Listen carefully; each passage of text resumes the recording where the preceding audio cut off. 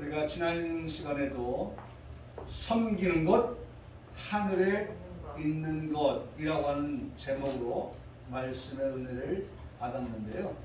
오늘도 그 제목, 동일한 제목을 가지고 우리가 오늘 말씀을 보면, 특별히 오늘 오전의 말씀부터 시작되어지는 이 말씀에 그 제목이 있기 때문입니다. 그들이 섬기는 것은 하늘에 있는 것이라고 말씀하십니다.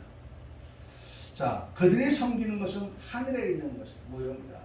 하늘에 있는 것은 뭐입니다. 섬기는 것이 하늘에 있는 것이라고 우리는 이 말씀을 받게 되어집니다. 이 말씀에 보면 두 시대를 말씀하고 있는 것을 보게 됩니다. 하나는 모세 시대에, 그리고 또 하나는 우리의 시대를 구분지어서 말씀하시고 있습니다. 모세 시대 때에 장막을 짓고 살았는데요. 그 장막을 지을 때 어떻게 지었느냐라고 하는 것은 다 우리가 건축을 하다 보면 다 공법이 있는 거예요. 설계가 있는 거예요. 그 설계대로, 그리고 공기라고 하거든요. 공사의 그 기간에 몇째 날은 무엇을 하고 몇째 날은 무엇을 한다고 하는 그 시간이 정해져 있어요.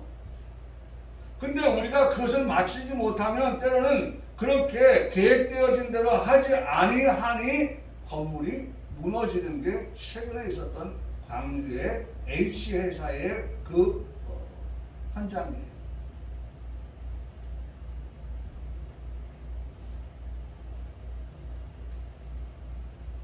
정해진 그런 공사의 그 기간이 있는데 그 기간을 단축하려고 하다 보니까 정해진 그 기간을 무시하고 진행하다가 참사가 발생하게 되었죠. 그 일로 인해서 회사가 완전히 문을 닫을 지경입니다. 우리는 그런 브랜드를 쓰지 않겠다 라고 사람들이 말을 하고 있어요.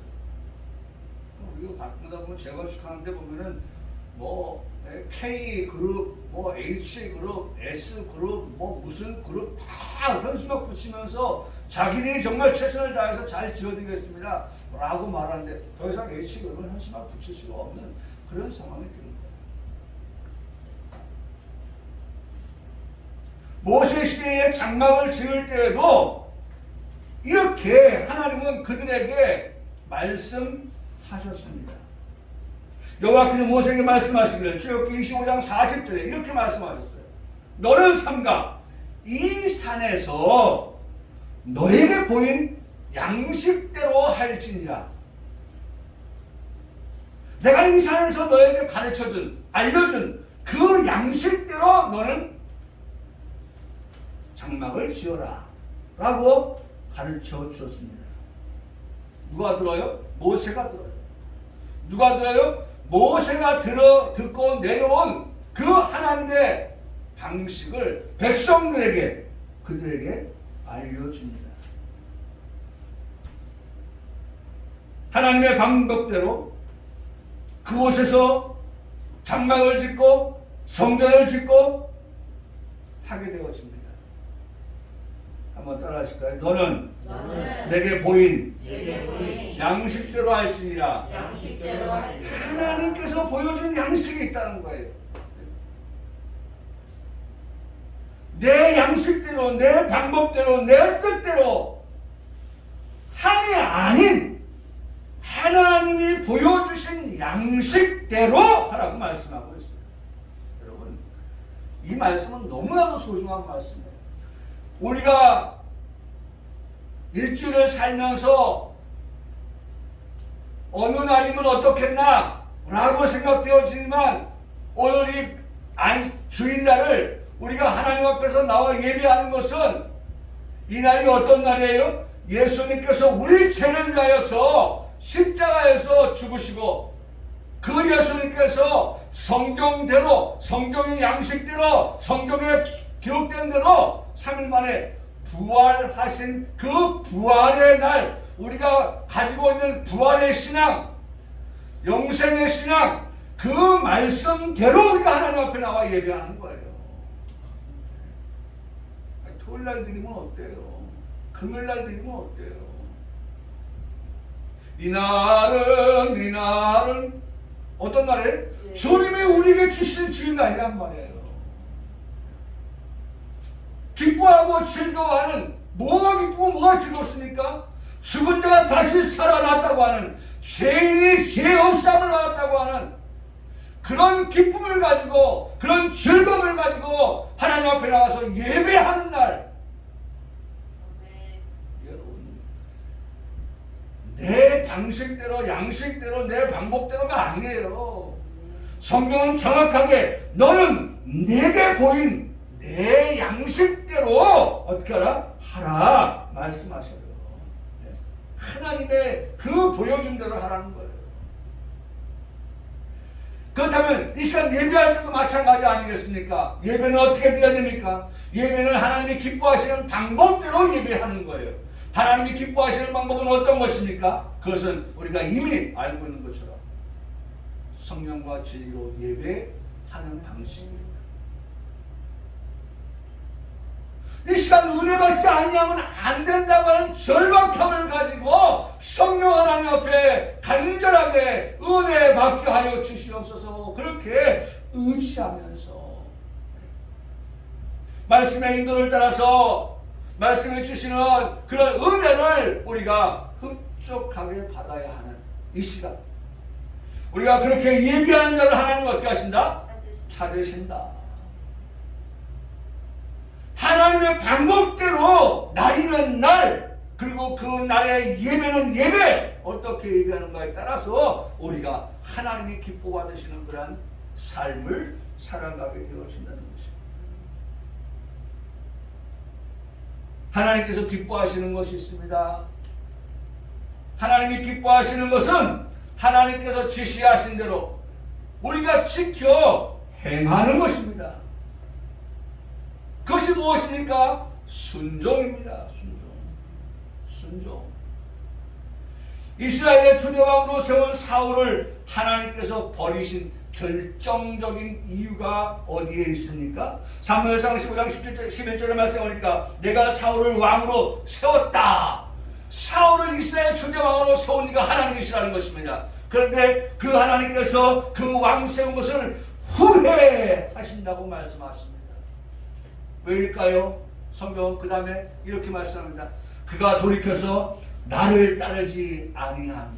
하나님이 후회하시는 인생은 하나님께서 말씀하여 주신 그 말씀을 따르지 아니하는 사람.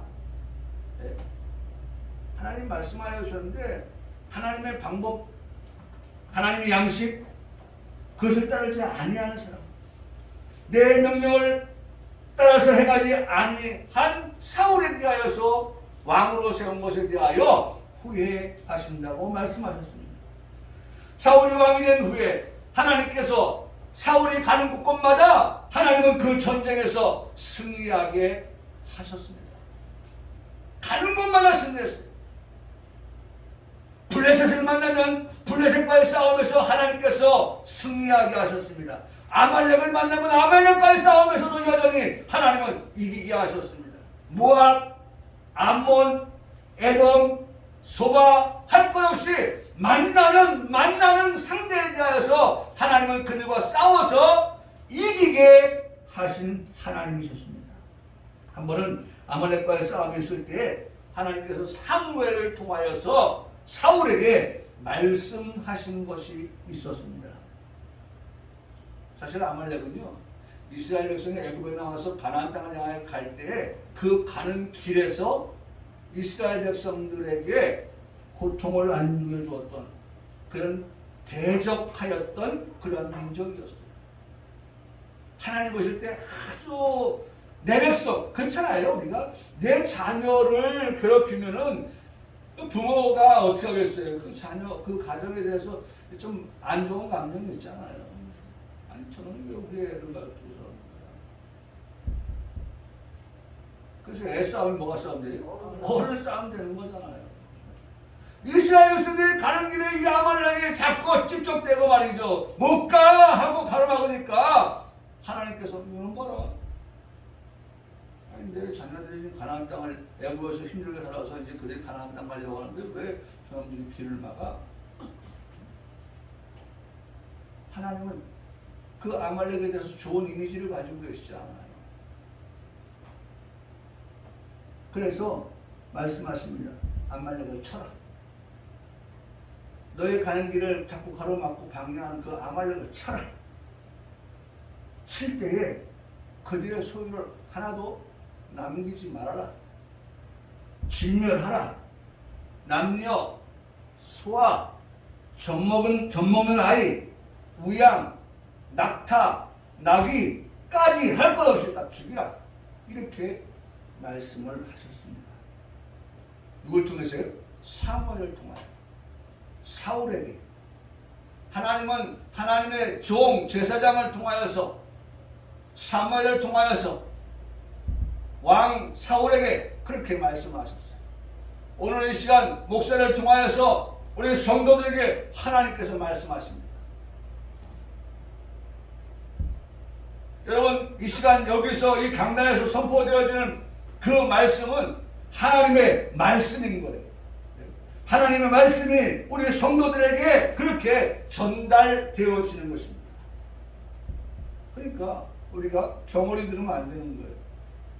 지금 하나님의 종을 통하여 사자를 통하여 말씀하시는 것은 하나님의 말씀이다 라고 그렇게 우리가 들어야 마땅한 것입니다. 그런데 사울이 그렇게 듣지 않았어요. 가볍게 들었어요. 일부만 수용했어요. 대충 수용했어요. 사무엘이 그런 사울이 한 일을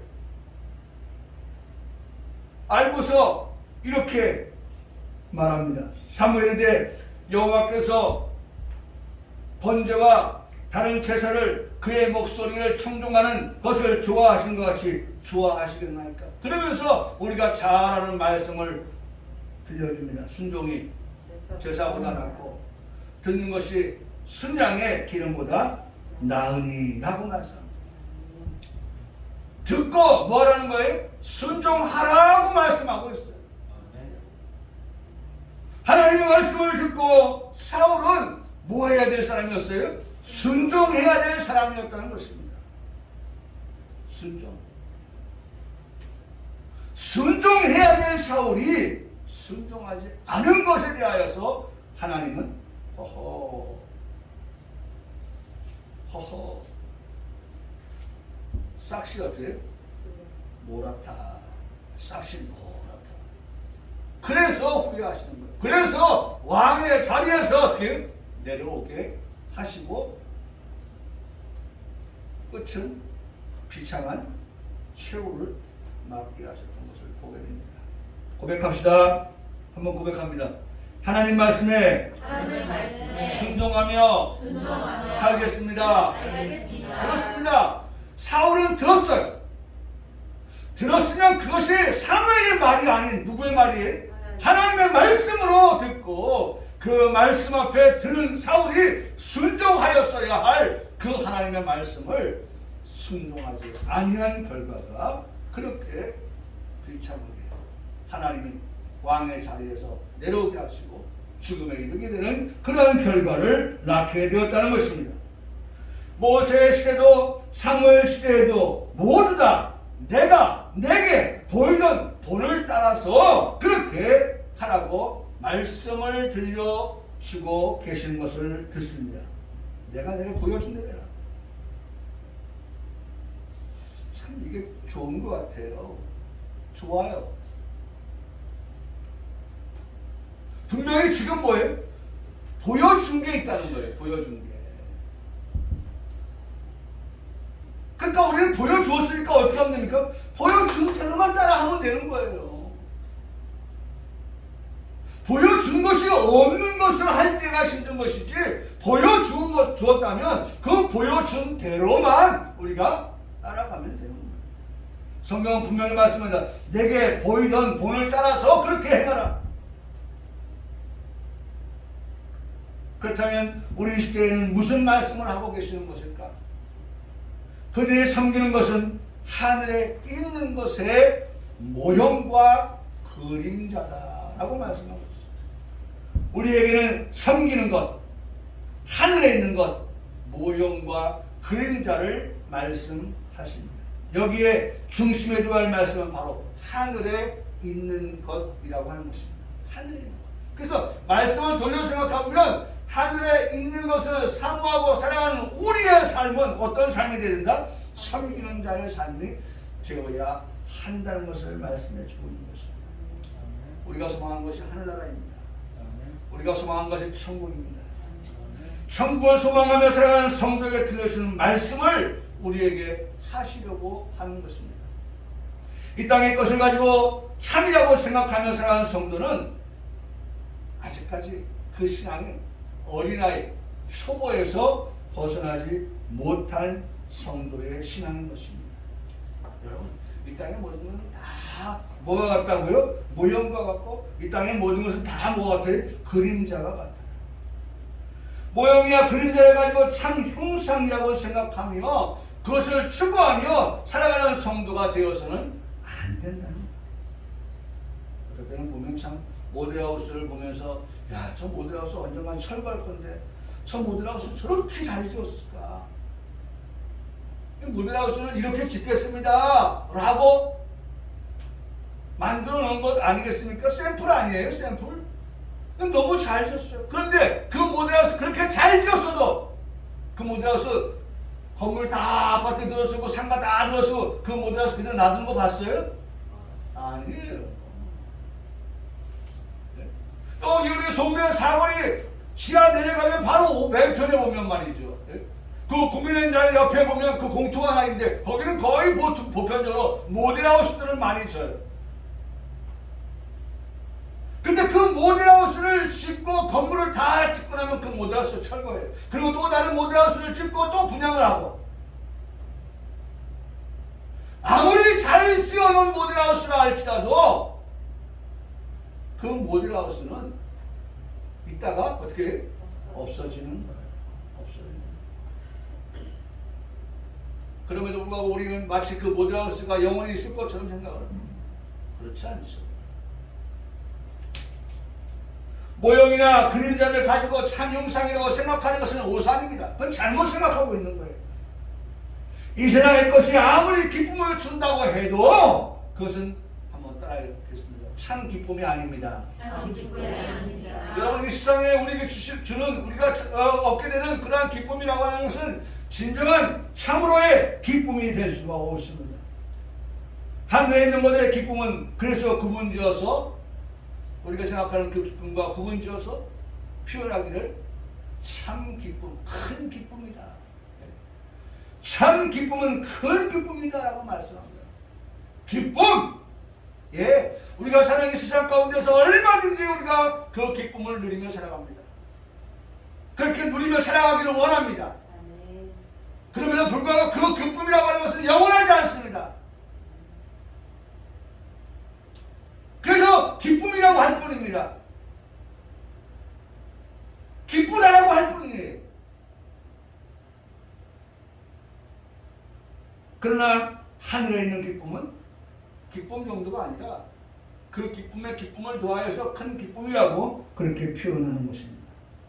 예수 그리스도는 우리를 천국으로 인도하여 주실 분이신데 바로 예수 그리스도의 나심을 두고 천사들이 한 말이 기억이 납니다. 이렇게 말합니다. 누가복음 2장 10절에 천사가 이르되 무서워하지 말라. 보라, 내가 온 백성에게 미칠 기쁨이라고 했어요? 큰 기쁨이라고 했어요. 온 백성에게 미칠 큰 기쁨의 좋은 소식을 너희에게 어떻게 해요? 전하노라. 예수 그리스도의 나심은 모든 인생들에게 그리고 영원히 우리에게 뭐가 된다? 큰 기쁨의 좋은 소식이 되신다 라고 말씀합니다. 우리의 삶 속에 희노애락이라고 하는 것이 있습니다. 기락 가운데 또 다른 한편에 노가 있고 또 애가 있습니다. 다시 말하면 노여움과 슬픔을 노애라고 말합니다. 노여움과 슬픔. 우리가 그런 삶 속에서 살아가고 있습니다. 희락만 있는 삶이 아니라 노와 애라고 하는 것이 함께 공존하는 그러한 삶을 우리가 살아가고 있다는 것입니다. 그런데 천국은 노와 애가 없습니다. 있으면 안 됩니다. 안 되는 거예요. 아, 그러면 우리가 사는 세상하고 천국이 뭔 차별, 차이가 있겠어요? 적어도 우리가 천국을 소망한 그 천국은 이 땅에서 우리가 희노애락 네 글자를 가지고 살아가고 거기에서 우리가 속된 말로 지지고 볶아하고 살고 있잖아요. 그러나 하나님의 나라는 그렇지 않다는 거예요. 앞에 있는 희노는 있다 할지라도 뒤에는 애락.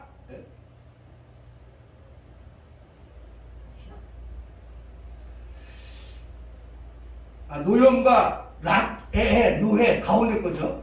시와 락, 그 앞에 거와 제일 끝에 거. 가운데 애와 락, 노와 애. 이것이 없는 그러한 것이 바로 어디예요? 천국이라는 거죠. 천국이에요. 이 세상과는 다른 곳이 바로 천국이에요. 천국은 이렇게 찬양을 통해서도 고백할 수가 있게 되는데 한번 볼까요? 우리 이지희 천국. 이렇게도 찬양을 통해서 고백할 수가 있어요.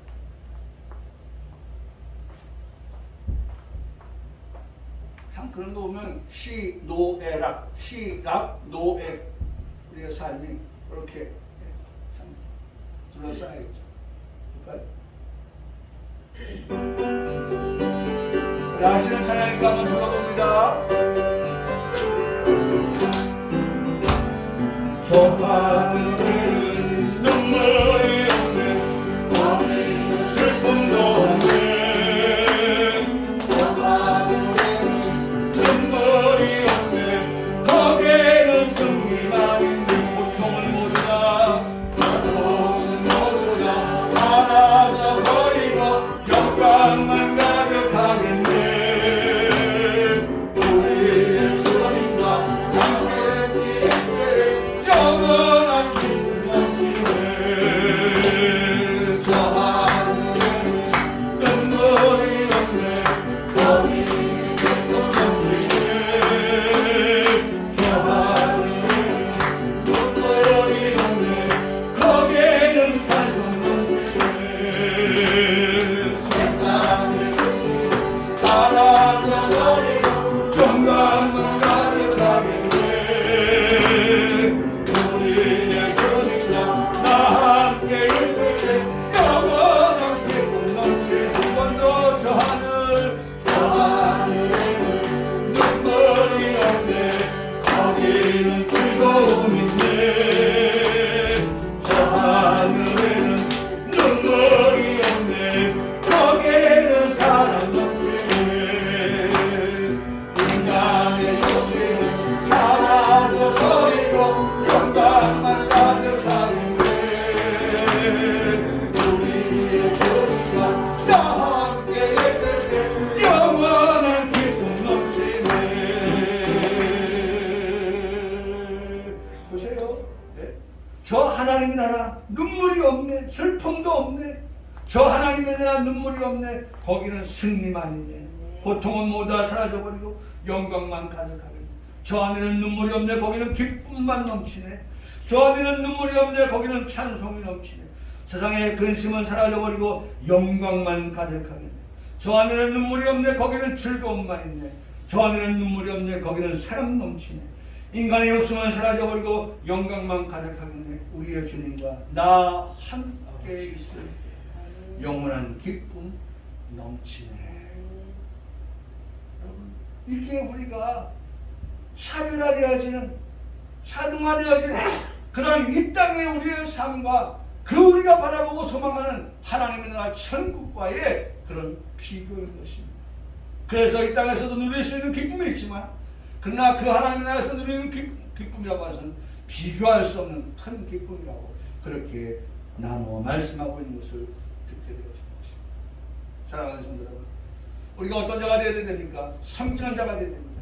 어떻게? 하나님 나라를 바라보면서 하나님 나라 들어갈 자들로서 우리가 그와 같이 이 땅의 모든 것들이 다 그림자의 참 형상이 아니라고 할 때에 우리는 그 하나님 나라를 바라보면서 소망하면서 우리가 정말 잘 믿고 잘 섬기다가 우리 주님의 그 나라에 들어가는 그러한 우리 모든 성도들에게 주님의 이름으로 축복합니다. 아멘.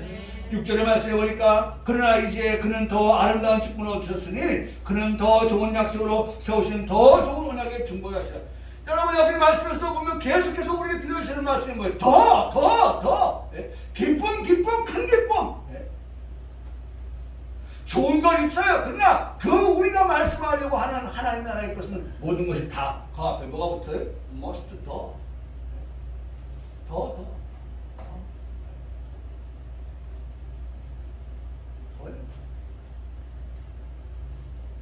비교급을 써서면서 더 아름다운 직분, 더 좋은 약속, 더 좋은 언약이라는 말씀을 연이어 3번이나 사용하는 것을 봅니다. 여러분 이미 이 말씀은 다 들어서 알고 있을 거예요. 예수님께서 얻으신 것이 있는데 예수님이 얻으신 것은 바로 이 아름다운 직분이라고 하는 것입니다. 아름다운 직분. 예수님이 아름다운 직분을 얻으셨다고 말씀합니다. 여러분 그 예수님의 아름다운 직분이 무엇입니까? 예수님께서 제사장이 되셔서 인생들이 용서받을 수 없는 죄를 어떻게 했어요?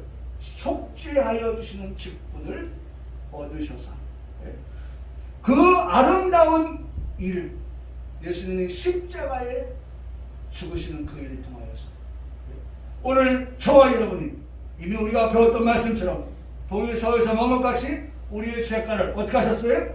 멀리 옮기셨다라고 말씀하셨습니다. 아름다운 직분을 통해서 우리의 모든 빽빽한 죄들을 다 어떻게 하셨어요? 구름이 안개가 사라진 것 같이 어떻게 하셨다고요? 하나님께서 다 없이 하여 구속하셨다라는 말씀을 하십니다. 우리의 모든 죄를 저 깊은 바다에 어떻게 하셨다? 던지셨다라고도 말씀하십니다. 예수님께서 가지신 그 더 아름다운 직분은 바로 여러분과 저의 죄를 어떻게 하셨습니까? 없이 하여 주셨다는 것입니다. 그러니 우리가 무엇을 소망할 수 있는 거예요? 하나님의 나라를 얻게 하시기 위해서 하신 예수님의 그 아름다운 직분을 통하여서 우리가 어떻게 하나님 나라를 소망할 수 있는 자격을 얻게 되었다는 것입니다. 참 놀라운 일이에요. 놀라운 일. 이런 일을 얻게 되는 우리들. 그렇기 때문에 우리가 이제는 그 주님의 나라를 바라보면서 정말 저와 이 말씀을 진정하면 다시 한번 생각하는 거예요. 잘 믿읍시다. 잘 믿읍시다. 예수님 잘 믿읍시다. 우리가 이런 아름다운 직분을 가지신 예수님을 통하여서 하나님 나라를 바라보고 소망하고 들어갈 수 있다고 하는 이 모든 것들을 생각하면 정말 우리가 잘 믿고 잘 섬기는 그러한 성도가 되는 것이 마땅하다라고 우리에게 말씀해 주고 계신 것입니다. 한번 따라 하시겠습니다. 더 아름다운 직분, 더 아름다운 직분, 더 아름다운 직분. 예수님께서도 더 아름다운 직분을 가지고 주님이 십자가하셨어요. 그 아름다운 직분을 통해서 나는 죄 용서받았어요. 우리가 아름다운 직분을 받은 자입니다. 오늘 우리가 교회에서 또 세상에서 이 아름다운 직분을 받은 자로서의 삶을 어떻게 살아갈 것인가?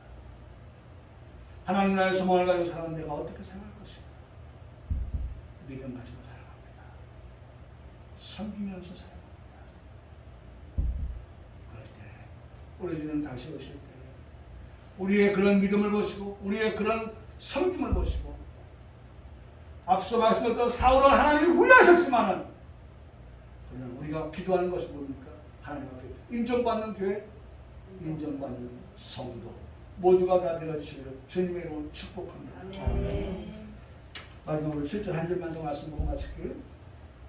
7절에 보면 저 첫 언약이 무음하였더라면 둘째 것을 요구할 일이 없었으려니와 라고 말씀합니다. 여기 두 가지를 말씀합니다. 첫 번째는 저 첫 언약이라는 말씀과 두 번째는 뭐예요? 둘째 것이라고 하는 말씀으로 말씀되어진 것을 봅니다. 그리고 이 두 가지를 비교하여 말씀하는 것도 듣게 되어집니다. 저 첫 언약에 대하여 무엇이라고 말씀하고 있습니까? 뭐라고 말씀하죠? 저 첫 언약이 어떻다? 무흠하였더라면 이 말씀 뭐예요? 저 첫 언약이 흠이 있다 라고 그렇게 들려요. 여러분 우리 정확한 기준만 있으면 흔들림이 없어요. 하나님은 어떤 분이시다? 무어하신 분이다. 오류가 없다. 그러면 저 첫 언약도 누가 하신 겁니까? 모세에게 언약을 주신 하나님, 신의 사람 모세를 부르시고 그 모세에게 하나님께서 이 첫 언약을 주셨을 때 누가 주신 거예요? 하나님이 모세에게 주신 거예요. 하나님이 주신 거예요. 하나님이 주신 것에 오류가 있을 수 있을까요? 없죠. 여러분 이거 반드시 기준이에요. 우리가 하나님 말씀을 푸는 데 있어서 하나님 말씀을 해석하는 데 있어서 하나님 말씀을 보는 데 있어서 우리의 명확한 기준이 그거예요. 하나님은 뭐가 없다? 오류가 없다. 하나님은 잘못하는 것이 없다. 하나님은 틀림이 없다. 라고 하는 것. 그것이 우리에게 가장 중요한 기준이에요. 그런데 오늘 성경은 우리가 오해하게 만들고 있어요. 첫 언약이 무음하였더라면 그렇게 오해되지요. 그러면 첫 언약이 어떻다는 거예요? 흠이 있다는 거구나 라고 우리가 읽을 수 있어요. 근데 우리가 오해를 안 하는 것은 뭐예요? 정확한 기준이 하나님은 틀림이 없으신 분이다. 하나님은 무오하신 분이시다 라고 하는 명확한 우리가 기준을 가지고 그런 신앙을 가지고 이 말씀을 접근하면 이 말씀의 내면을 보는 거예요. 이 말씀의 내면을 보는 거예요. 우리가 그냥 직관적으로 볼 때는 말씀의 첫 언약이 그러면 오류가 있었던 게 맞네 라고 보여지지만 그러나 우리가 명확한 신앙의 기준을 가지고 보면 하나님께서 이 말씀을 통해서 측면을 보게 하시고 뒷면을 보게 하시고 이 말씀에 내재되어져 있는 그 뜻을 우리로 하여금 보게 하신다. 요새는 보니까 말이죠. 전쟁에서도요. 제가 한번 보니까 로켓포를 쏩니다. 로켓포를 쏘면 지금까지는 다 어떻게 했어요? 직선을 가든지 곡선을 가든지 이렇게 날아갔어요. 근데 지금 만드는 무기는 어떤 줄 아십니까? 그 궤적을 보니까 지그재그를 가요. 지그재그. 그럼 저쪽으로 가는데 저거 맞을까? 여기서 보고 있어요. 그런데 지그재그로 간다 할지라도 어떻게 해요? 결국은 목표물을 정확하게 탁 해서 맞히는 그러한 신형 무기들을 봅니다. 지금 우리가 두려워하는 게 그거 아닙니까? 네? 저 북한이 만든 그 무서운 그런 무기들이 이제는 궤도를 따라서 올라가서 가장 정점에 이를 때 우리가 요격한다. 그게 미었기 때문에 그렇게 문제가 안 됐었어요. 네? 킬체이라고 하는 말까지 지금 나오잖아요. 킬체이. 그게 왜요? 그 잡을 수가 없는 거예요. 그러니까 저들이 쏘려고 준비하고 있을 때 우리가 감시태세를 통하여서 먼저 선제 뭐에 타격한다. 네? 발사되어지기 전에 괴멸시킨다. 그게 지금 우리의 킬체인 전술이에요.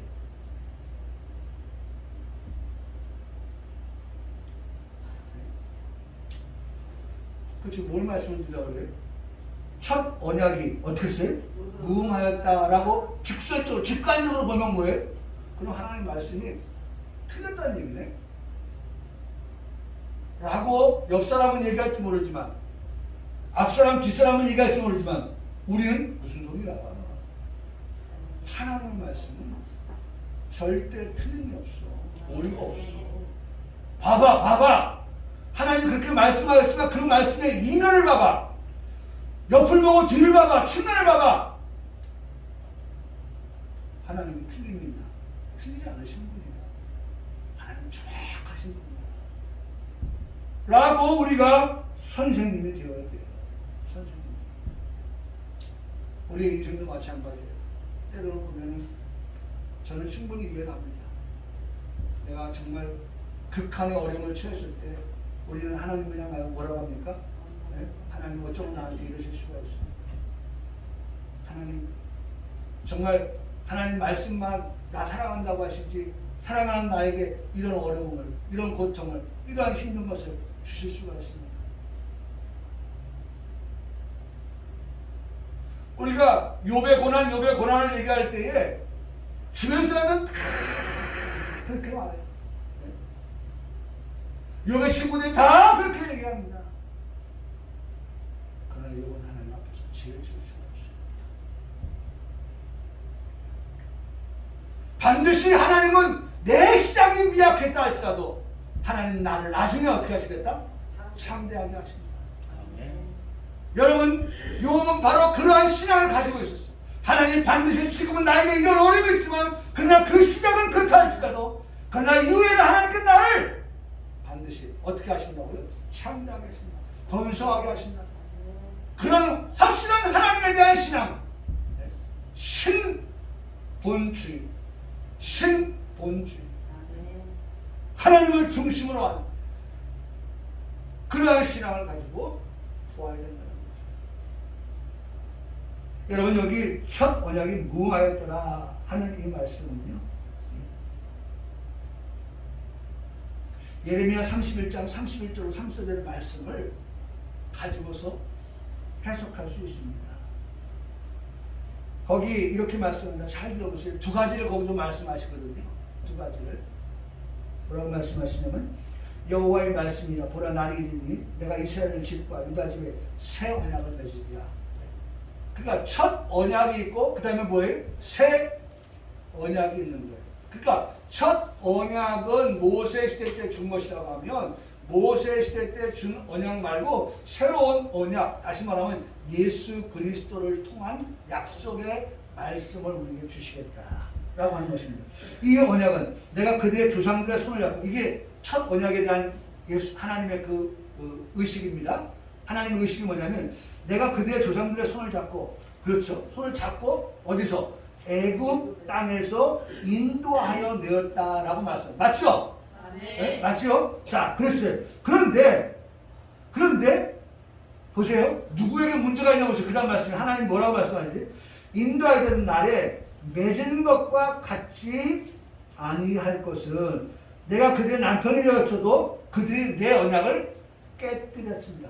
자, 여러분, 그러면 뭐가 문제예요? 하나님이 그들과 언약을 맺고 그들의 손을 붙잡고 그들을 인도하여서 그들을 가나안 땅으로 데리고 가는데, 가는 요소마다에서 이스라엘 백성들이 보인 반응이 뭐예요? 하나님의 그 약속을 굳게 붙들고 살아가는 것이 아니라 그들이 어떻게 했다? 하나님의 약속을 깨뜨렸다는 거예요.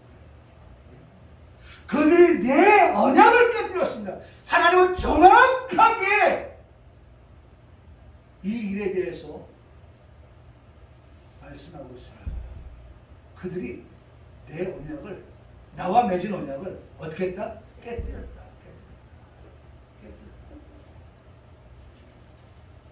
여기 깨뜨렸다라고 말씀합니다. 깨뜨렸다. 다시 말하면 산산이 부숴버렸다. 하나님과 여러분 쌍방이잖아요. 언약은 하나님과 나와요. 근데 누가 이 언약을 깨뜨리는 거예요? 내가, 인생이. 하나님 그렇게 말씀하셨는데 인생이 그 말씀을 깨뜨렸어요. 산산이. 그것도. 여러분 이 해석을 찾아보니까, 단어를 찾아보니까 이 깨뜨렸다라고 하는 것이 산산이 깨뜨립니다. 그냥 깨뜨린 게 아니에요. 산산이 깨뜨렸다. 그 말씀을 무효로 만들었다. 무효. 그 말씀을 어겼다. 어기다. 그런 뜻을 가지고 말씀하고 있는 것을 봅니다. 여러분, 말씀은 그대로인데, 하나님의 언약은 그대로인데, 인생이 어떻게 했어요? 말씀을 깨트린 거예요. 언약을 깨트린 거예요. 무효로 만든 거예요. 어긴 거예요. 그래서 인생에 찾아온 것이 뭡니까? 하나님을 후회한 거예요. 사울을 후회한 것처럼 오늘 우리 인생이 죄를 짓게 되고 죄인이 된 것이에요. 여전히 지킬 수 없는, 지키지 못하는 인생으로, 그런 인생을 공고한 인생이라고 하고 죄인이라고 하고 사망의 몸이라고 성경은 표현하고 있습니다. 오라! 나는 뭐한 사람이다? 권고한 사람이다. 그러면서 말씀합니다. 사망의 몸에서라고. 좀 나 좀 꺼내주세요. 방법이 없어요. 길이 없어요. 그래서 우리에게 첫 언약은 폐하시고 그 다음에 뭐예요? 둘째 것을 세워서 살려달라고 말하는 그들에게 살려줄 길 방법이 없을 때 바로 둘째 것, 새 언약을 통해서 누구 보내주시는 거예요? 예수 그리스도를 보내주시는 거예요. 자, 그럼 다시 한번 보면 말씀이 이제 정확하게 보일 겁니다. 첫 언약이 무음하였다고 하는 것은 언약이 무음한 게 아니라 누가 무음했던 거예요? 우리 인간이 무음했던 거예요. 하나님이 분명히 그들을 손에 잡고서 가나안까지 인도하여 주실 것인데 그들이 가는 길에 잡고 손을 어떻게 합니까? 놓는 거예요. 손을 잡고 놔. 손을 잡고 뿌리치는 거예요. 그리고 제멋대로 가는 거예요. 언약이 인도하는 대로 가지 아니하고 제멋대로 가는 거예요. 그래서 죄인 되고 죄 짓고 죄인 되고 그랬던 그들이에요. 그 다음 말씀 뭡니까? 둘째 것을 요구. 우리 요구할 수도 없죠. 요구할 수도 없어요. 하나님이 우리에게 둘째 것을 허락하여 주신 것이죠. 둘째. 그게 누굽니까? 바로 예수 그리스도입니다. 그래서 여러분 보세요. 이 말씀은 예레미야 31장에서 해석한다고 했죠. 그래서 그 다음의 말씀 보세요. 그 다음 말씀 이렇게 말씀합니다. 그러나 그날 후에 내가 이스라엘 집과 맺을 언약을 이루하니 곧 내가 나의 법을 또 말씀합니다. 그들의 속에 두며 십계명은 첫 언약은 어디다 새겼어요? 돌판에 새겼어요. 돌판에 새겼어요. 그런데 이제 내가 새 언약을 주는데 그 새 언약은 누구 어떻게 한다고? 네? 그들의 속에 마음 속에 두며 그 마음에 기록하여 기록하여 우리 속에 두어야 할 말씀으로 주셨다는 거예요. 여러분 이 시간에 하나님 말씀은 뭐 하는 겁니까? 우리의 마음에 뭐 하는 거예요? 기록하는 시간입니다. 그 기록한 말씀을 우리가 두어서 한 주간을 살아가야 할 말씀, 평생을 그 말씀을 가지고 살아가야 할 말씀으로 우리의 마음에 이 시간 뭐 하는 시간이에요? 기록하는 시간이에요. 마음에 기록해야 돼요. 그리고 기록한 것을 두고 우리 마음에 두고 마음에 두고 살아가요. 어디다 딴 데 놓고 두고 사는 게 아니라 늘 가지고 늘 가지고 그렇게 살아가라고 우리에게 말씀합니다. 보세요. 그러면서 말씀합니다. 나는 그들의 하나님 되고 그들은 내 백성이 될 것이라 여호와의 말씀입니다. 그들이 다시는 각기 이웃과 형제를 가르쳐 이르기를 너는 여호와를 알라 하지 아니하리니 여호와를 알아야 돼 라고 할 필요가 없다는 거예요. 더 이상 이는 작은 자로부터 큰 자까지 다 나를 알기 때문이다. 작은 자부터 큰 자까지 나를 다 이제는 마음에 두고 새기고 살아가기 때문에 어떻게 하나님을 안다. 그러면서 끝으로 말씀합니다. 내가 그들의 악행을 사하고 그 다음에 다시는 그 죄를 기억하지 아니하신다. 다시는 죄를 기억하지 아니하신다 라고 우리에게 말씀해 주고 계시는 것입니다. 할렐루야. 기적이 일어난 것입니다. 놀라운 일이 일어난 것입니다. 우리가 더 이상 중지함이 없다고 하는 선언을 들을 수 있게 된 것입니다.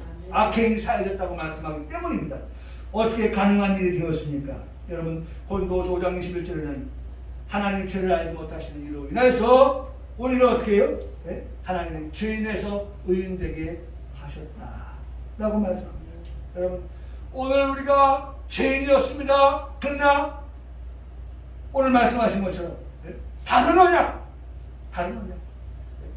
둘째 것, 그것을 우리에게 주신 것은, 새 언약을 주신 것은 바로 예수 그리스도를 통해서 우리가 죄인에서 의인되어지게 하시는 놀라운 역사가 있게 되었다는 것입니다.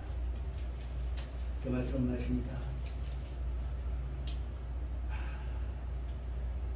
이제는 더 이상 우리에게 다른 언약이 필요치가 않습니다. 다른 언약이 요구되어지지 않아요. 하나님은 인생들을 위해서 길을 만드시는 분이십니다. 하나님은 우리가 가야 할 길을 또한 인도하시는 분이십니다.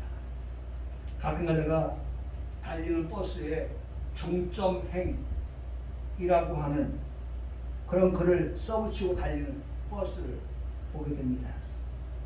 우리의 종점은 천국입니다. 천국으로 인도를 받아 살아가는 평강교회 성도 모두가 다 되시기를 진심으로 간절히 소원해 봅니다. 평강교회 성도들이여, 예수 잘 믿으시다. 할렐루야. 아멘.